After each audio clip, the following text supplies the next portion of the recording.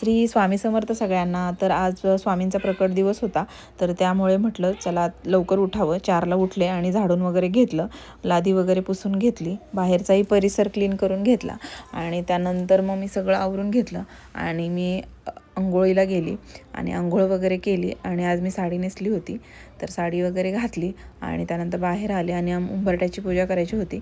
तर हळद आणि चंदन असा त्याचा लेप लावला आणि मस्त लावून घेतला. तर खूप छान वाटतो हा लेप लावून वाळल्यानंतर, कारण आता ओलाव्यामध्ये एवढं दिसून नाही येत, पण वाळल्यानंतर खूप छान वाटतो. मला आज खरं पारायण करायचं होतं 7 दिवसाचं, पण आज म्हटलं नाही पॉसिबल होते, म्हणून म्हटलं आज 1 दिवसाचं पारायण करावं. त्यामुळे म्हटलं लवकर उठावं आणि 5 वाजता खरं मला बसायचं होतं, पण सगळं आवरावरीमध्ये थोडा उशीर झाला आणि मग 6 वाजता मी बसले. आणि त्यानंतर मग रांगोळी वगैरेही काढून घेतली. मी रांगोळी काही जास्त काढली नव्हती, थोडीशीच रांगोळी काढली, कारण इतका वेळच नव्हता, खूप उशीर झाला होता मला. तर अभिषेक पण करायचा होता स्वामींचा, त्यामुळे म्हटलं पहिला व्यवस्थित रांगोळी काढून घ्यावी छोटीशीच.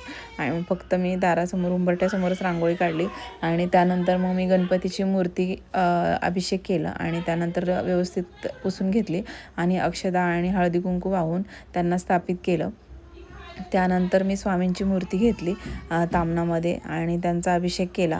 आज खूपच छान वाटतं, आज प्रसन्न वाटतं खूप. प्रकट दिनानिमित्त स्वामींचा कुठलाही दिवस असू दे, इतकं छान वाटतं. गुरुवार तर कुठल्या सणापेक्षा कमी नाही असं वाटत असतं आम्हाला, खूप छान वाटत असतं. स्वामी सेवेमध्ये आल्यापासून इतकं छान वाटतात ना सगळ्या गोष्टी. स्वामी सेवा करण्यामध्ये जो आनंद आहे ना, तो कशातच नाही आहे. कारण जेव्हापासून मी स्वामी सेवेमध्ये आली आहे ना, तेव्हापासून मला मागायची गरज पडली नाही, इतकं स्वामींनी मला दिलेलं आहे. माझ्या प्रत्येक संकटामध्ये स्वामी उभे असतात, कायम ते माझ्या पाठीशी असतात. खूप छान वाटतं, त्यांची सेवा करण्याचं मला भाग्य मिळालं, हेच मी खूप नशिबान समजते स्वतःला. त्यामुळे स्वामी कायम माझ्यासोबत असावे आणि मी जोपर्यंत ह्या जगात आहे तोपर्यंत माझ्याकडून स्वामी सेवा घडावी, इतकीच माझी इच्छा आहे. त्यामुळे मी माझ्याकडून जेवढं होतं तितकं मी स्वामींची सेवा करते. आणि त्यानंतर मी स्वामींना अष्टगंध लावून घेतला आणि त्यांना वस्त्र परिधान केलं आणि त्याच्यानंतर मग मी पारायणाला बसले. त्यांची माफी मागितली प्रथम आणि त्याच्यानंतर त्यांना मी वंदन केलं आणि त्यानंतर मी पारायणाला सुरुवात केली आणि त्यानंतर मग मी पारायण केलं आणि खूप छान वाटत होतं मला. फिलिंग त्या सांगूही शकत नाही मी. तर मी पूर्ण सारामृताचं पारायण केलेलं आहे आणि त्यानंतर मी माळही जप केली. मला जास्त माळ करता नाही आली, मी एकच माळ जप केली आणि त्यानंतर हे बघा दिव्यामध्ये किती छान फूल उमललं आहे आणि खूप भारी वाटत होतं ते बघून. आणि त्यानंतर मी आरती वगैरे करून घेतली आणि हे बघा मी अशी छोटीशी पूजा मांडलेली आहे स्वामींची.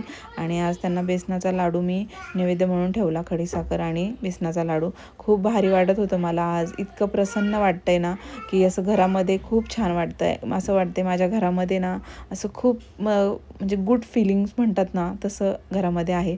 त्यानंतर मग मी मठात निघाले संध्याकाळी आणि मी मठात आले आणि त्यानंतर स्वामींचं दर्शन घेतलं आणि मला तिथे प्रसादही भेटला स्वामींचा आणि तो खाल्ला मी.